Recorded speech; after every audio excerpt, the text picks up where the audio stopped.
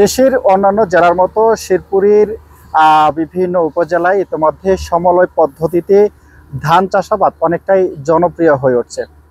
শেরপুরের নালিতাবাড়ী উপজেলায় ৪,৫০০ ট্রেতে বীজতলা করার পরবর্তীতে এই নালিতাবাড়ী উপজেলার রাজনগর ইউনিয়নে ৬৭ জন কৃষকের মাধ্যমে কৃষি আধুনিকীকরণের উপায়ে অর্থাৎ যান্ত্রিকীকরণের মাধ্যমে প্রায় ৫০ একর জমিতে চাষাবাদ হয়েছে এই বুড়োর আবাদ। এবং এখান থেকে ইতিমধ্যে কৃষি প্রণোদনার অর্থায়নে নালিতাবাড়ী উপজেলায় হারভেস্টার মেশিনের মাধ্যমে কিন্তু ধান কর্তন হচ্ছে।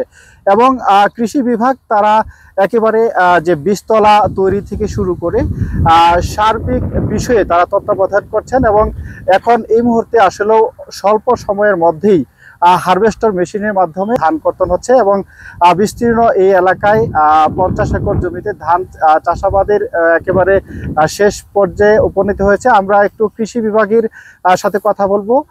আমাদের সাথে যুক্ত হয়েছেন নালিতাবাড়ী উপজেলার কৃষি অফিসার জনাব আব্দুল ওয়াদুদ। আপনাকে স্বাগতম জানাই। আপনি জানাবেন যে এই যে আপনাদের আধুনিকীকরণ, কৃষিতে যান্ত্রিকীকরণের মাধ্যমে যে কৃষি চাষাবাদ হচ্ছে, এটা আপনারা কৃষি বিভাগ কি কি পদ্ধতিতে চাষাবাদ করছেন, কি কি উপকরণ দিচ্ছেন এবং এখান থেকে এবছর কেমন আবাদ হচ্ছে? ধন্যবাদ আপনাকে।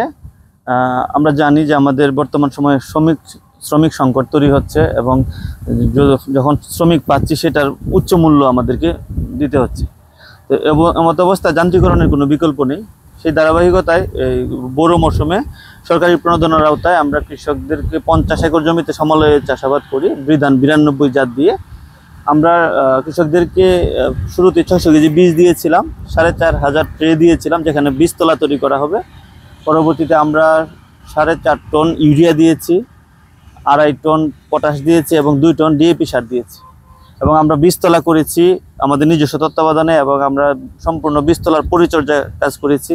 এবং যখন ২৮ থেকে ৩০ দিন বয়সে চারা হয়েছে তখন আমরা সেটাকে যন্ত্রের মাধ্যমে ৫০ একর জমি রোপণ করেছি।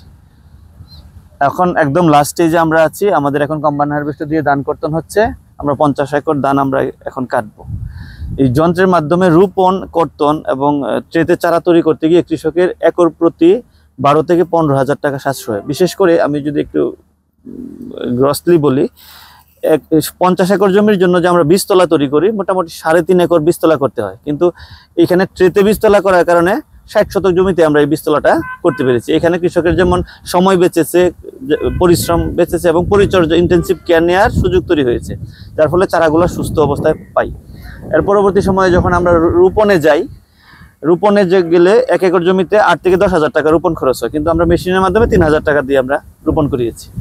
আর কর্তনের সময় যদি শ্রমিক দিয়ে আমরা কর্তন করি ১০ থেকে ১২,০০০ টাকা একর, কিন্তু আমরা মেশিনের মাধ্যমে সরকারি খরচে ৪,৫০০ টাকা একর করতেছি।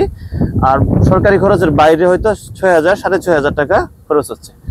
এইভাবে আমরা দেখতে পাচ্ছি যে শ্রমিক সংকটের নিরসন হচ্ছে, কৃষকের উৎপাদন খরচ কমতেছে। পাশাপাশি এই যন্ত্রের মাধ্যমে যেহেতু চারা রোপণ, এখানে আমাদের একটা রিকভারি স্টেজ থাকে। ম্যানুয়ালি চারা রোপণ করতে গেলে এখানে রিকভারি স্টেজটা আমরা পাচ্ছি না, যার ফলে এখানে কুশি বেশি হয় এবং ১৫ থেকে ২০% ফলন বেশি হয়। সর্বোপরি আমাদের বর্তমান কৃষির এই ব্যবস্থাপনায় যন্ত্রের কোনো বিকল্প নেই। এই ক্ষেত্রে যদি আমরা এবছর হয়তো বা দেখলাম যে ৫০ একর জমিতে এবছর আপনাদের তত্ত্বাবধানে অর্থাৎ কৃষি প্রণোদনার অর্থায়নে এবছর আবাদ হলো, এটা কি পরবর্তী আগামী যে বছর সেই বছরগুলোকে এখানে কৃষক যারা ইতিমধ্যে আপনারা যারা প্রণোদনার মাধ্যমে নিয়ে এসছেন, এদেরকে কি ভবিষ্যতে আরো কি বাড়বে এরকম আগ্রহ কৃষকদের পক্ষ থেকে পেয়েছেন কিনা? আমরা কৃষকদের সাথে কথা বলেছি, তাদের মতামত নিয়েছি। তারা এই বছর এই ৫০ একর জমিটা চাষাবাদ করে তারা খুবই আগ্রহী এবং আগামীতে তারা আসলে একটা জায়গায় তো বারবার সরকারি প্রণোদনা দেওয়া যাবে না, সুযোগও কম, তারা এইটাকে ধরে রাখবে।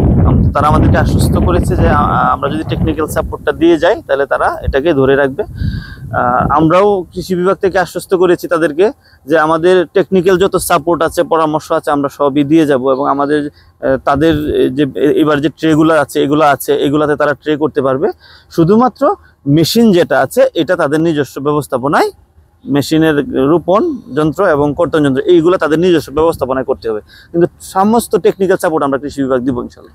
জি, আপনাকে ধন্যবাদ। আমরা কথা আপনাকে বলছিলাম নালিতাবাড়ী উপজেলার কৃষি অফিসার জনাব আব্দুল ওদুদের সাথে। আপনারা জানলেন যে এই যে কৃষিতে আধুনিকীকরণ অর্থাৎ যান্ত্রিকীকরণের মাধ্যমে যে বর্তমানে কৃষি বিশেষ করে ধান একেবারে চারা রোপণ থেকে শুরু করে ধান কর্তন পর্যন্ত কৃষি বিভাগ তারা আসলে এখানে তত্ত্বাবধান করছেন।